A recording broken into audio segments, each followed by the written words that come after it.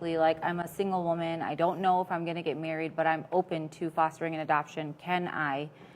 Do I have to have a certain support system to be able to do so? If I have to put the child in daycare or have a nanny, is that allowed? Like, these be things that would, not make me a good foster parent?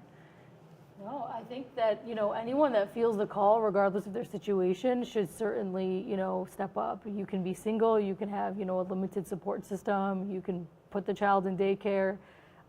Because, if you think of what's the alternative? If the alternative is them living in a group home and you're going to give them a family-like setting, absolutely, that's a better situation. Of course, ideally, we would want, all children in the world to be raised in a loving home with two parents, mother and a father, but that's not always the reality. And so, yeah, I think if, you're a single woman out there and you feel called and you have the space and you have, the love and you have the patience and you have the dedication, absolutely, you can be a foster parent. And, even if you're, a single father, I in my work, there have been men that have adopted, their own and I think that that's fine too. There's certainly single fathers that do this as well.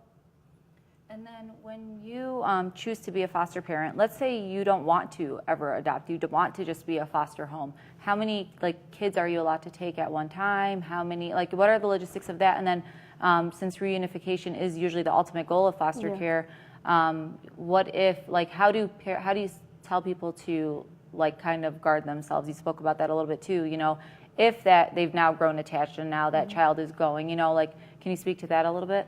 Sure. So in terms of how many children you can have, it depends on space. So if you are living in a 2-bedroom apartment, you would probably only be able to have, one bed in your home. So is what we would say, because, if there was another sibling and they were the same gender and they were in an appropriate age range, you might be able to fit 2 beds in there, like a bunk bed situation. So that's really how it's dependent. We would never want it to be like a single mom and then 7 kids. That would be just an unrealistic way to to kind of be able to care for all of those the way that they need to. So it's dependent on the home generally and what space that is available, to be able to care for them. Yeah, I think when I got licensed, I think I originally put 1 to 2 children because I didn't know if there would be sibling set or anything like that, and I we had to set up the beds for it, and then after the 4th I was really wanted to be only open to 1, because I already had 4 children in the house. So. Right. Yeah, makes sense. But at the second part of your question about guarding your heart and getting attached, again, this is probably one of the most asked questions I get. Well, I would never be able to do that because I don't want to get too attached. Right. But what's the alternative? Our hearts are worth these children's lives, because the alternative, and I've seen it. I've seen other foster parents. I've seen the group homes, and it's if you were more worried about, our hearts, I was able to prepare myself to know, okay, my foster child may reunite and love him the best way that I can, or my foster child might have a different plan in the future, but I truly want what's best for him. I'm doing it for him. Whatever is God's will in his future, I'm willing to accept it. So a step in his journey. Right. If it is God's will that he goes into a different home other than my home, and I've told him this, I will always be Auntie Heather. We're tight. I told him I'm coming to your wedding, no matter where you are. I will be part of his life. Can you stay a part of their life even after they leave your home? As long as the next family is open to it. Okay. Yeah. Okay.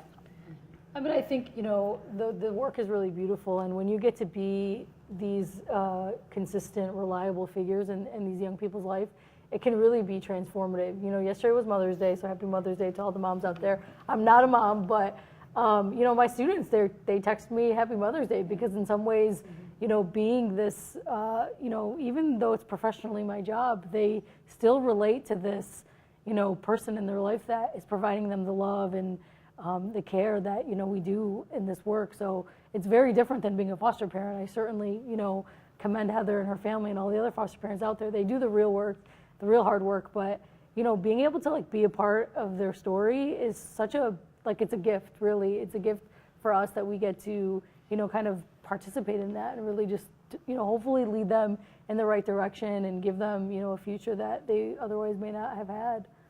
Yeah, I just thought about one other thing, if I can share. Yeah. I've had the pleasure of putting both my adopted daughter and my foster son through the First Communion program.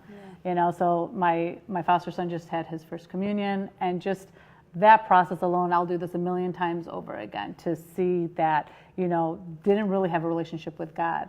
They didn't know God, Right. And now like their love for Jesus and their attachment to the sacraments and like having them like receive the mercy of God through confession and just being close to the sacraments, it's just, I'll do anything. All the complicated moments was worth all of that.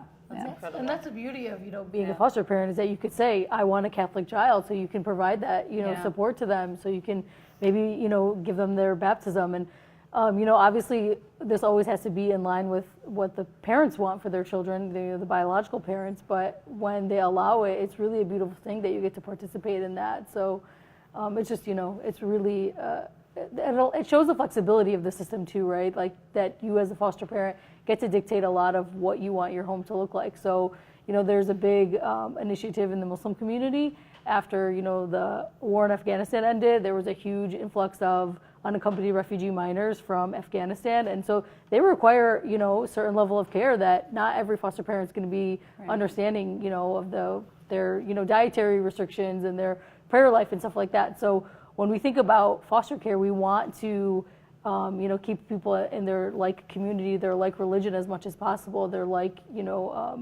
culture, whatever that may be. And so it's really important to be able to do that. So that's why, you as a foster mom can say, oh, I only want Catholics, or I only want Chaldeans, or I only want, Middle Eastern people, just because of that similarity, and how beautiful that can be, that gift that you give that child. And then on the other token, for like I've spoken with a lot of friends who struggled with infertility or something and want to adopt, but they say adoption is so expensive, it's so hard. And then we talk about, have you ever thought about fostering and then eventually being able to adopt? Can you talk a little bit about that too? Because I know a lot of them do want babies. And is their chances really higher if they were to start off as a foster parent versus, Yeah. So there's a distinction to be made about adoption, that there's two types of adoption generally that we think about. There's adoption that we call public adoption that happens through the foster care system, so foster care to adoption, and then there's the private adoption system, which is like a domestic adoption where you go through adoption agency, and that's what is generally considered very expensive because all of the cost for that is on the parents. Where when you adopt through foster care, the state pays for pretty much everything except I think issuing a new birth certificate. So of course, there's no way to know one way or another, but recently I, because of this work that I do, I talk to a lot of foster parents, and more than I think I've ever remember is a lot of foster parents getting infants, at one of their first placements, and those being placements that will lead to adoption. So, but I can't say that it's going to be, one way or another, because it's all dependent on, what's happening and things like that. But it's certainly possible, and it's certainly one of those things you could say, I want only, a baby that is, going to be on the path to adoption, and you might not get a placement for years, and then eventually you might, or it could happen very quickly. So part of that is always being prepared for, the fact that it could happen tomorrow or 2 months from now, or, whatever. So. Yeah, and if anybody does have serious inquiries on that, I would love to connect them to, two amazing couples. Christina Thomas has Foster to Adopt infants, and we featured her actually a couple of weeks ago on our Office of Life Instagram. And she fostered through Ennis Center for Children, and it took a long time for the finalization of at least her second child of adoption for various reasons, but that's the path she took. And then there's Dawn Pullis and her husband, and they did the domestic adoption through Bethany Christian, and she explains how she got all sorts of reimbursements. Even though there is a cost to it, she got reimbursements through her work and her husband's work and the government. So honestly, it was like a wash for her as far as the cost. I know it's a higher cost. Adoption Associates, again, is another one, which they say they've been doing placements fairly quickly, like within 6 months. And Adoption Associates is probably one of, she said, the last kind of follow the Christian model of adoption agencies. And so all of those references are on our website. Okay, that's great. Good to know. One of the questions that was asked was, can families visit their children that are in foster care?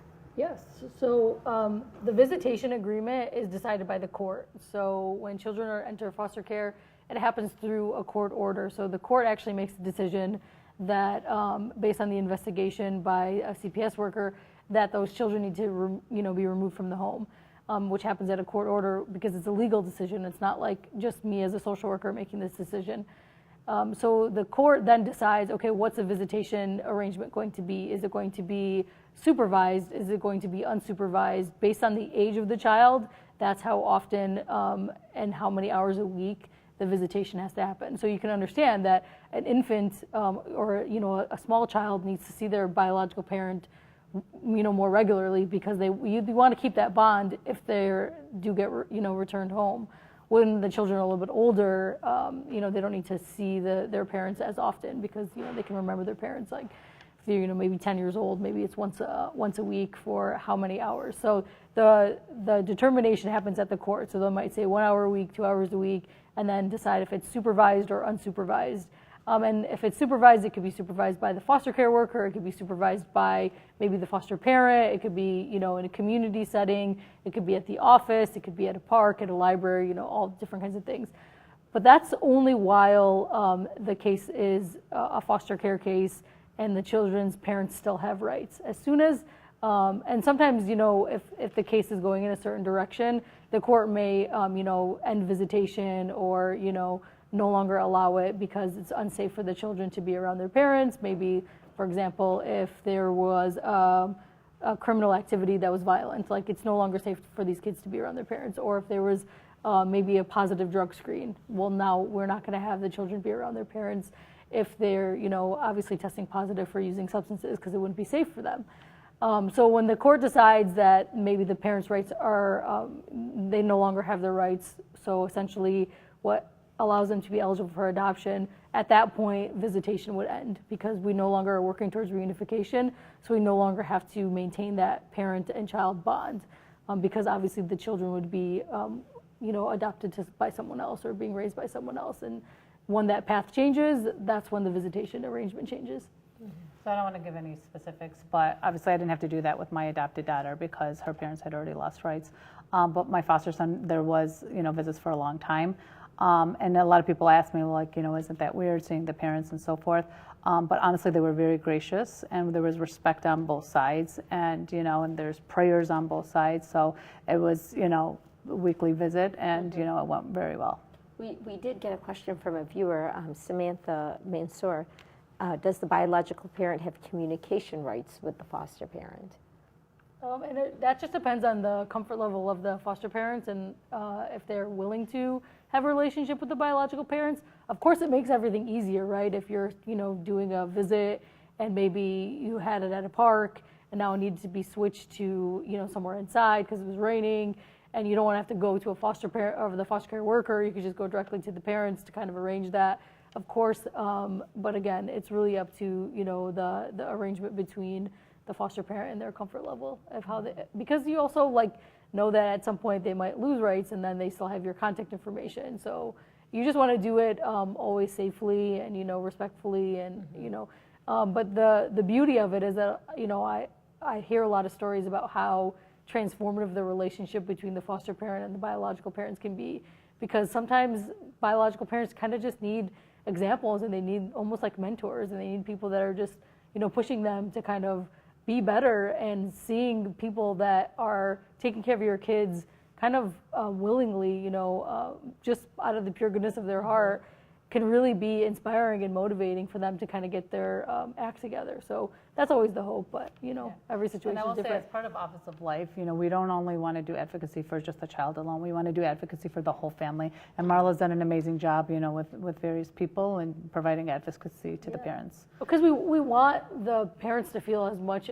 as important as the children, right? Like, we know that the reason why families get involved in the system is usually because of experiences that happened to them as maybe children and impacted them. So if we can support everyone in the situation and rally around all of them, maybe we can have better outcomes and better, happy endings for everyone involved, not just, the kids, but the parents too. They deserve our love and our prayers and our support just as much as the kids do. Marla, is there anything that supports the parents that have lost their rights or whose kids were put into the foster care system? Does the state do anything to help support their recovery? So while the children are in foster care, the goal is reunification, and they're provided and they're offered services through DHS, or their private agency. So the expectation is that they would, go to therapy and, make sure that all their bills are being paid, and make sure that they have a house, and make sure that they're staying off drugs if that's an issue, or they have employment.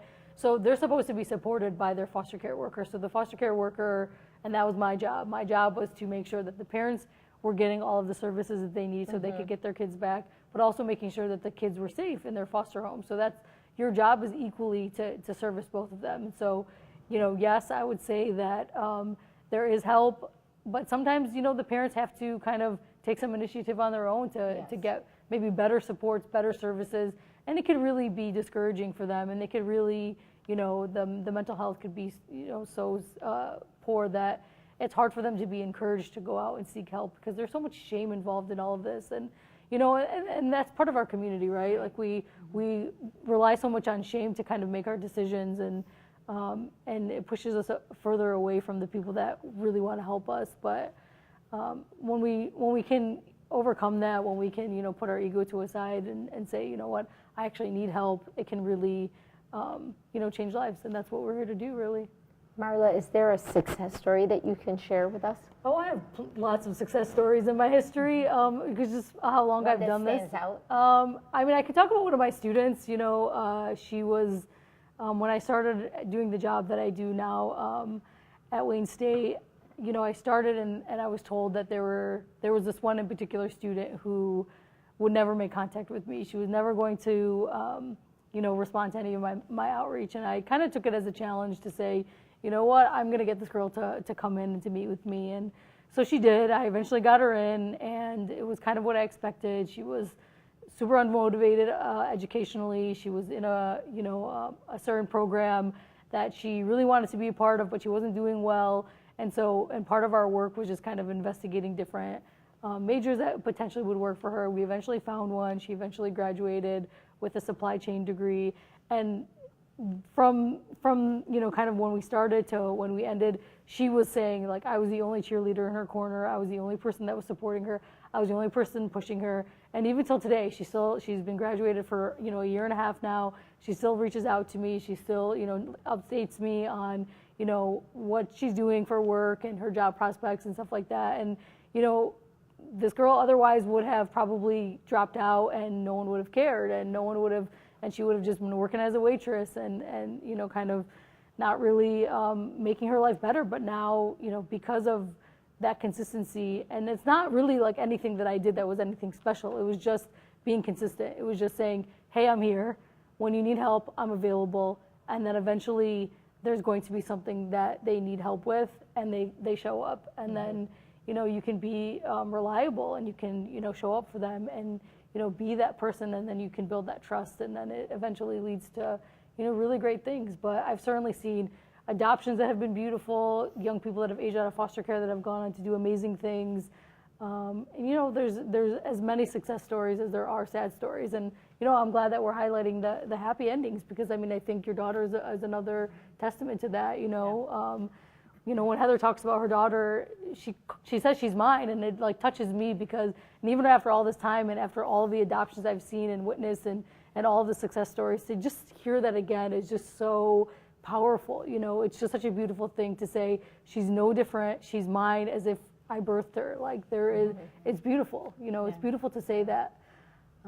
And she's thriving, honestly. She's thriving, and she's amazing, and she's doing an amazing job. Obviously, all the children in my care are still a work in progress, but you just see that they've really come such a long way, and they're beautiful souls, and they've honestly, the trajectory of their life has completely changed. I cringe to think, because she was 13 at the time, where she would have went next. I cringe to think, even with my foster son and the other Chaldean foster children that I know that were not in good places. Like the other foster children that I know, their lives were literally saved. you know, so the trajectory of their lives was completely changed by being brought into a Chaldean home. Yeah, it's like they say, if a flower isn't growing, you don't blame the flower, you blame the environment. So now you're changing the environment, you know, the soil, the watering, the flower, just like you said, just being there for them. Yeah. Like, you know, and that goes for everything, not just foster kids, for your own families. That's, you know, why maybe these situations even end up happening, because they just didn't have anybody to rely on. So yeah, that's such a beautiful testimony. What would you say is the percentage of kids that are in a foster care program that do get reunited with their parents? Oh man, I should have looked up the stats, but I think it's about 75%. They say go home. So, and in Michigan we have about 10,000 children in foster care in this state, statewide, and then I think nationally it's probably about, you know, maybe 250,000. So yeah, generally I would say about 75% are able to get home. I believe we have about 10 minutes left. I'd like to encourage the viewers to ask any questions if they have any while we have Marla and Heather here with us. Is there anything, just while people start asking questions, is there anything when, you know, she first moved in that you felt like you needed to do to like make her comfortable around your home? Like, can you kind of talk to us about the beginning process of that, like what that was like? Yeah, my daughter, she's another story though. She wanted to connect to us Okay. so bad though. Okay. So there it was, like I said, like, you know, we were comfortable with whatever she wanted to call us, and she's like, well, what do they call you? Well, they call him Bob, I want to call him Bob. Yeah. You know, Mom and Bob right away. So she connected right away. Obviously, you know, we help her pick things out that she wanted in her room. She shared a room with my other daughter, and, you know, picking out stuff, picking out clothes. You know, we took her shopping, spoiling her, of course, a little bit. And same thing with my foster son, right? You know, setting him up, you know, letting him choose and have control over things that he might not have had control over before. And then just, you know, connecting them to the wider family. Honestly, thankfully, all of my family, like my extended family, my sisters, my in-laws, you know, they've all taken in the children like they are my own as well, and brought them in. So they're all aunties and uncles and cousins, and they just, even my foster son, like, he's like, I don't want to go back into the foster care system. So he doesn't see my home as the foster care system. It just seems like, you know, it's a Chaldean home. It seems like it's a relative at a minimum, you know. Yeah, that's awesome. Yeah. Do you face that where the people do have families where everybody is kind of not supportive of the foster family? Have you seen that at all? I mean, I think I've heard stories where the family is apprehensive and they, you know, they don't necessarily get it. But I think the beauty of having stories like Heather highlighted and the other people that were highlighting on the Instagram for Foster Care Awareness Month is to just really kind of dispel some of those myths that it's going to be, you know, complicated or, and really helping, you know, our community understand like how beautiful it can be, right? And how rewarding it can be for everyone involved. So much so that it just becomes like normal, that it's just another kid that's just, you know, hanging out at our house and living here and just like any other kid would. And that's really what we want it to be. We don't want it to be this big production. We just want it to feel normal and just give these kids that feeling. So I think the more stories we talk about, the more you know, normal it'll be. Just like any other thing that we've sort of kept in the shadows, you bring it into the light, and then it just makes everyone sort of gravitate towards that, and that's what we're hoping. So, you know, whatever the families look like, you know, we want the community to see all different types of families, right? Yeah. We don't want to hide people with special needs. We don't want to hide people with disabilities. We don't want to hide, you know, families that look different, you know, and we you know, we have to get over a lot of those things that maybe for a long time are maybe the generation before us kind of hid, but we bring it out. So this is just another one of those things that we have to just show the world, you know? Yeah.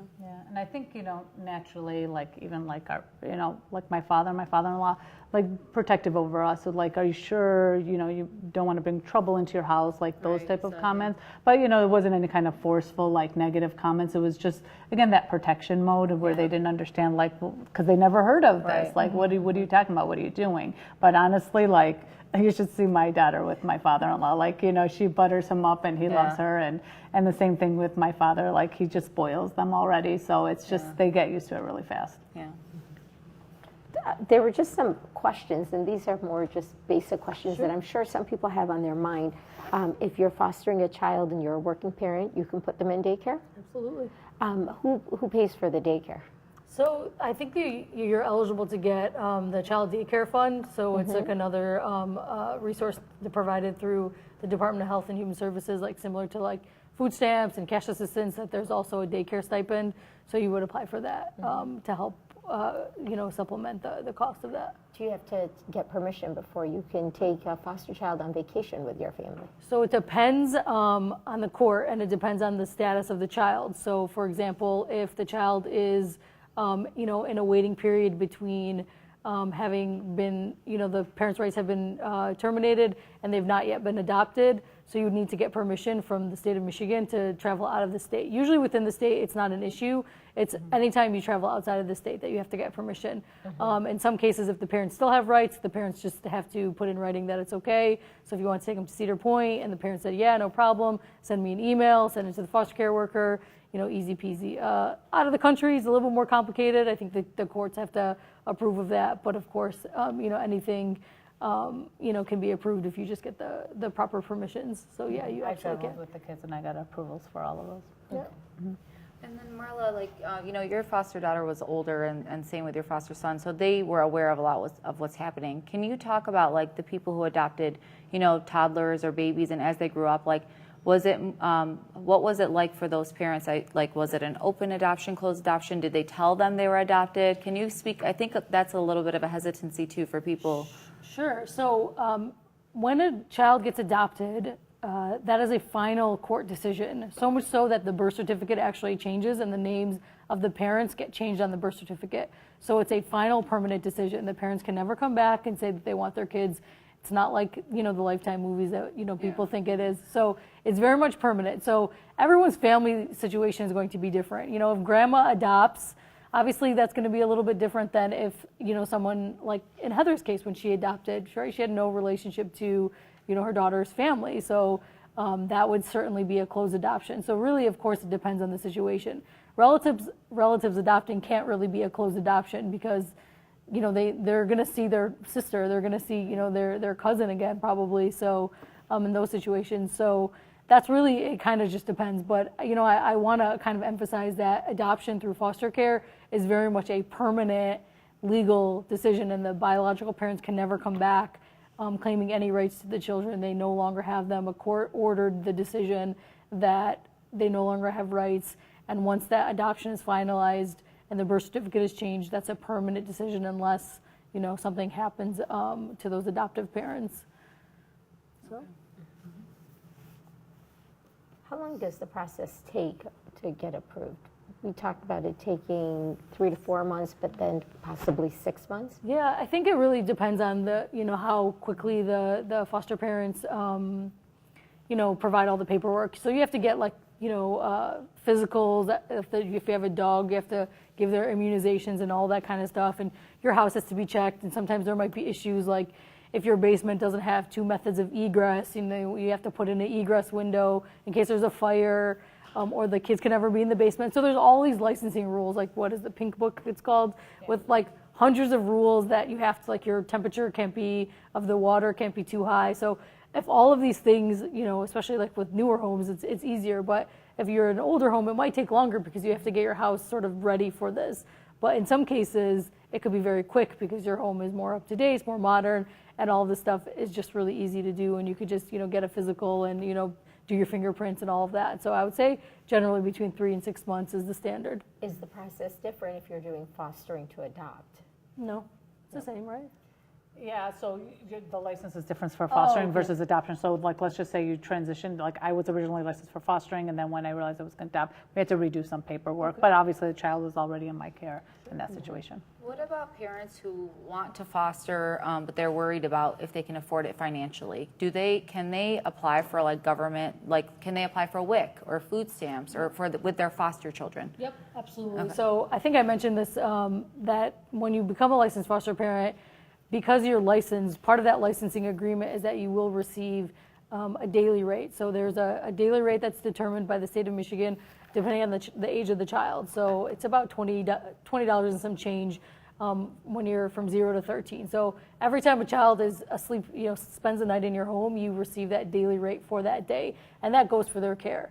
And of course, if you qualify for WIC, if you have a newborn, you could apply for that to get the formula and the food and all of those kinds of things. So no one's asking you to, go broke to become a foster parent. You're not going to you're not going to get rich from becoming a foster parent by any means, but it's enough. It's enough to give, a good life. And of course, we know that most of the time foster parents are going to go above and beyond, right? To give them the, the nicer clothes and the nicer food and, the nicer home and all of that stuff. But there are certainly financial benefits to help supplement that cost. I felt like we covered so much territory, and there's still so much to talk about, and our hour is already up. Okay. Anything we might have missed? Any closing thoughts? I just think that, if you're listening and you're out there and your heart is, being pulled in this direction, reach out to Heather and I so we can talk more and, hopefully get some more foster parents out there. Yeah, and the harvest is plentiful, but the laborers are few. So, just if somebody is discerning, I pray that they have openness and they, I know I'm not the only one who had a calling. There's other people who have a calling, and if it's not just for this purpose, I think there's other ways to support. So we just encourage everybody to connect to the Office of Life. I was going to say, can you share that information one more time, the email and the website? Yeah, so the Instagram is life_Chaldean Church. The website is life.chaldeanchurch.org, and the email is fostercare@chaldeanchurch.org. Great. And I'd like to thank all the viewers that tuned in today and asked the questions. I hope we were able to help. If you're finding it in your heart to open up your home, please consider it. Look into the website. Again, it's www.life.chaldeanchurch.org. It's life.chaldeanchurch.org. Thank you again for joining us, and thank you for being here with us today. Thank you so And much. God bless your Thank you for being families. so Yes, open thank you. and sharing your testimony. Absolutely. Thank you guys. Thank you. Thank you.